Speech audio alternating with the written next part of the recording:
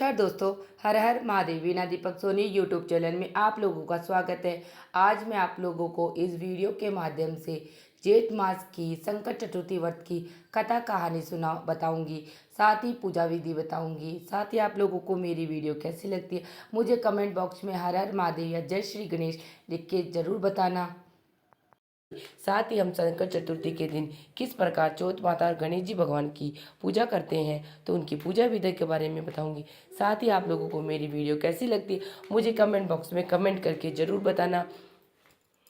इस प्रकार करती हूँ तो सर्वप्रथम मैंने पाटा लिया। पाटे पे मैंने स्वस्तिक बनाया। स्वस्तिक बना के मैंने थोड़े से चढ़ाए। चावल चढ़ाने के बाद में मैंने गणेश जी भगवान की स्थापना की। गणेश जी भगवान की स्थापना करने के बाद में मैंने उनको मूली के वस्त्र अर्पित किए। वस्त्र में मैंने भगवान को तिलक लगाया। तिलक लगा के वस्त्र अर्पित किए थे। उसके बाद मैंने भगवान को लड्डू बहुत पसंद है। गणेश जी भगवान तो मोदक का प्रसाद अर्पित किया। प्रसाद अर्पित करके भगवान को भोग लगा दिया।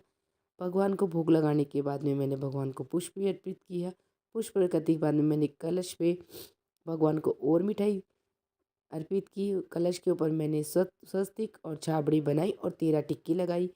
एक कोने पे मैंने गेहूँ और गुड़ रखा है और मैंने भगवान का दिया प्रज्वलित कर लिया। दिया प्रज्वलित करने के बाद में मैं चौथ माता की कहानी सुनती हूँ, तो आप सभी को चौथ माता की कहानी सुनाती हूँ। से पहले मैंने हाथ में 13 एक आंखें ले लिए। कहानी सुनते तब हाथ में लेते। उसके बाद में अब मैं चौथ माता की कहानी सुन रही हूँ। एक बुढ़िया माई के ग्वाले बिछले नाम का बेटा था। बुढ़िया माई बेटे के लिए 12 महीने की 12 चौथ करती थी। बेटो लकड़ियाँ लाया करता। दोनों माँ बेटा उन्हें बेचकर गुजारा करते थे। बुढ़िया माई रोजीना लकड़ियों में से 2 लकड़ी अलग रख लेती और चौथ के दिन बेटे से ओले जाकर बेचकर सामान लाती और 5 चूरमे के लड्डू बनाती। एक लड्डू आप अपने आप खाती और एक बेटे को खिलाती। एक चौथ के दिन बेटा अपने पड़ोसन के गया तो वो भी चूरमा बना रखी थी। तो उसने पूछा कि आज बेटे ने पूछा आज क्या, तो उसने कहा चूरमा बनाया है। पड़ोसन बोली मैं तो आज ही बनाया, तुम्हारी माँ तो हर चौथ के दिन बनाती है, तुम्हें आज खाने को दे नहीं दिया। बेटे ने कहा दिया तो था। पड़ोसन बोली कि तुम लकड़ियाँ लाते हो जिनमें से तुम्हारी माँ तुमसे छिपकर चूरमा बनाकर खाती है। बेटे की माँ के पास गया, बोला मैं इतनी मेहनत से लकड़ी लाता हूँ और आप चूरमा बना बना कर खाते हो, सो क्या तुम मुझे छोड़ दो या चौथ माता को छोड़ दो। माँ बोली बेटा मैं तो तेरे लिए व्रत करती हूँ, सो तुझे भलाई छोड़ दूंगी, चौथ माता को नहीं छोड़ूंगी। तब बेटा घर से चलने लगा तो माँ बोली कि तू घर छोड़ के तो जा रहा है, चौथ माता का नाम बोल देना, ये सारे संकट दूर जाएंगे। बेटे ने कहा सोचा झूठी बात है पर अपना क्या ले लेता है माँ से। घर से चलने लगा। थोड़ी दूर गया तो देखता है खून की नदी बह रही थी। इधर से भी कोई रास्ता नहीं था। जब वो आँखा पूर कर बोला हे चौथ माता अगर आप सच्ची हो तो मुझे रास्ता मिल जाए, इतने में नदी सूख कर रास्ता होगी। तो वह सोचने लगा माता है तो सच्ची। इतने में नदी सूख कर रास्ता हो गई थी। आगे वह चलने लगा तो जाते हुए उजाड़ में रात हो गई। चारों तरफ बाग बगीरे भूलने लगे। जब वह आँखा पूर कर बोला हे चौथ माता अगर मेरे को रास्ता मिल जाएगा, नहीं तो ये जानवर मुझे खा जाएंगे। इतने में उसे रास्ता मिल गया। आगे राजा की नगरी में गया तो राजा हर महीने एक आदमी की बलि देता था। एक बुढ़िया माई घर में गया तो देखा तो वह खाना बनाती जा रही थी और रोती जा रही थी। रोती जा जब वह पूछा कि माई आज आप क्यों रो रही हो। बुढ़िया बोली मेरे एक ही बेटा है, वो भी राजा की बलि चढ़ने जाएगा, ये मैं खाना उसके लिए बना रही हूँ। तो बोला माई ये खाना मुझे खिला दे भरपेट, मैं तेरे बेटे के बदले चले जाऊँगा। माई ने उसे खाना खिला दिया। रात में सोते समय उसने राजा को बोला राजा का बुलावे आवे तब मुझे उठा देना। रात को बुलावा आया। माई ने सोचा लगी कि पराये पूत को कैसे बलि चढ़ने दूँ, पर इतने में ही उठा और जाने लगा और बुढ़िया माई ने बोला कि मेरी कोथली और लाठी आप रखना।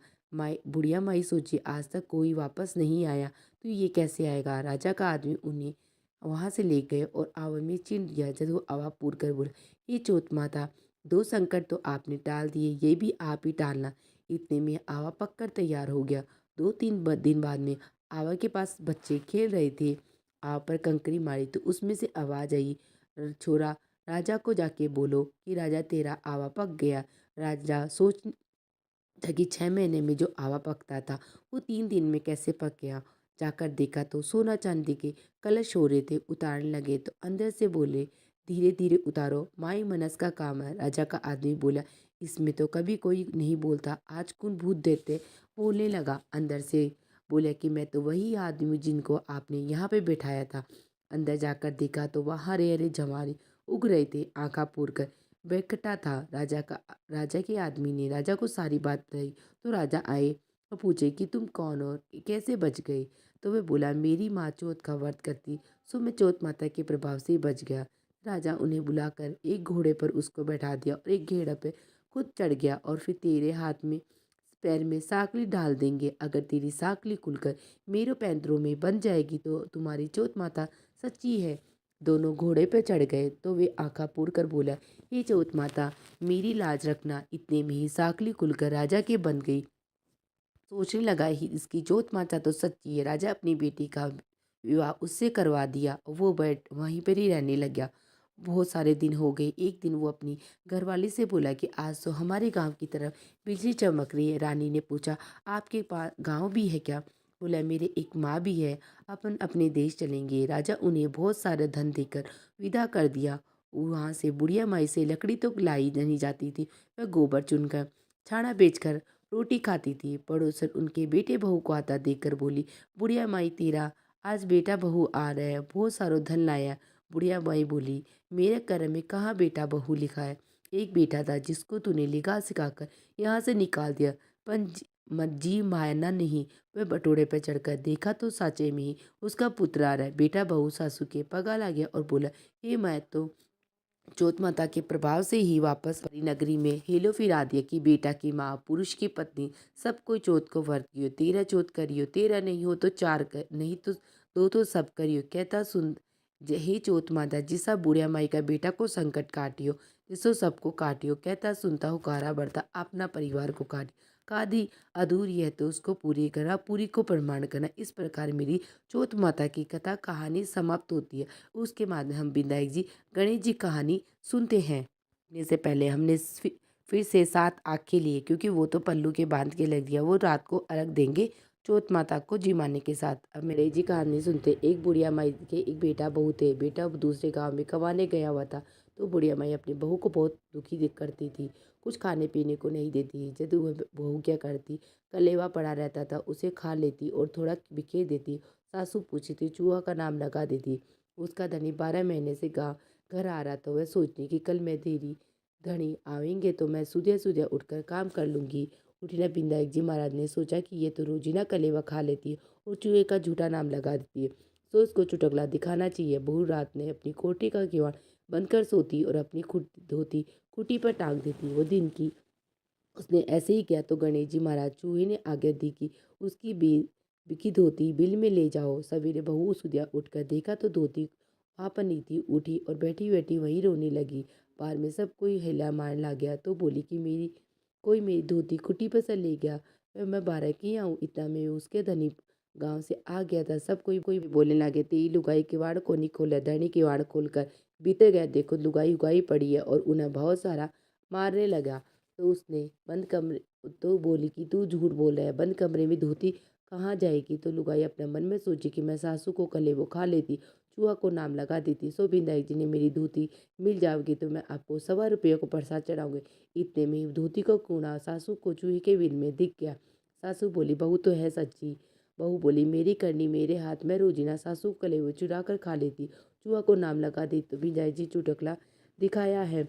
उन दिन से बहू के मन में बिंदाई जी के प्रति बहुत श्रद्धा होगी। वो खूब सेवा पूजा करने लगी। उन्हें खूब धन भी हो गए, सब सुख से रहने लगे। हे बिंदाई जी माँ, जिसो बहू ने चुटकलो दिखाया, जिसो कोई न मत दिखायो, जिसो धन द्रविदी जिसो सबने कहता सुनता हो कारा बढ़ता अपना परे।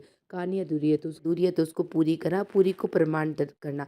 इस प्रकार मेरी चौथ बिंदाई की कथा कहानी समाप्त होती। उसके बाद में सूर्य भगवान को कल से सींचने के बाद मैंने मंदिर में भगवान की पूजा कि आप सबको मेरी चौथ बिंदाई की कथा कहानी कैसी लगी मुझे कमेंट बॉक्स में जय चौथ माता या हर हर महादेव लिख के ज़रूर बताना।